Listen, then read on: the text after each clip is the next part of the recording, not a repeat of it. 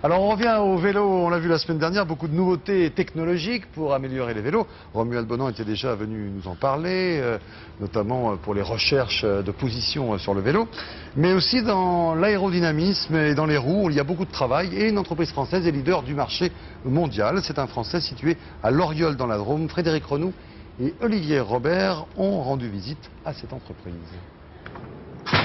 Ça ne se voit pas vraiment, mais ici on fabrique un élément indispensable au vélo. Voilà, ça c'est une roue. Enfin presque, car tout reste à faire. Au commencement, cette simple bande tissée de fils de carbone, à l'arrivée une roue de vélo high-tech. En Europe, une seule entreprise fabrique ces roues carbone. Avant d'équiper la plupart des équipes du Tour, elles naissent dans cet atelier. Au début, on a juste des tissus en carbone que j'ai déposés dedans, avec mes secteurs en mousse. Et puis là, c'est la dernière étape.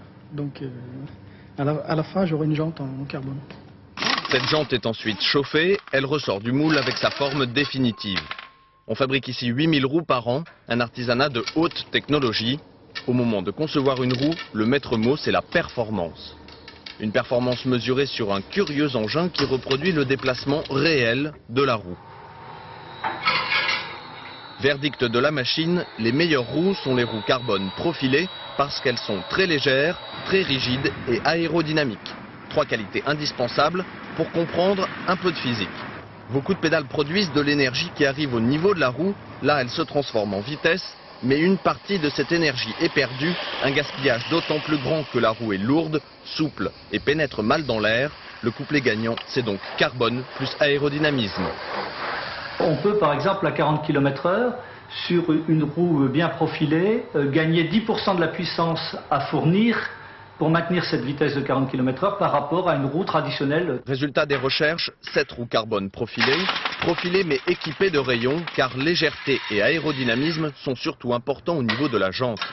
Des rayons, moins de carbone, conséquence ces roues moins chères deviennent accessibles à tous. Verdict de Georges, triathlète amateur. On souffre plus que des professionnels, donc on a besoin d'un matériel assez performant. Et puis après, c'est tout des sensations, un certain plaisir, confort. Donc on apprécie après, et puis la douleur, on l'oublie complètement. Fini douleur, bonjour vitesse. Carbone ou pas, la roue, aucun inventeur n'a trouvé mieux pour aller vite à vélo.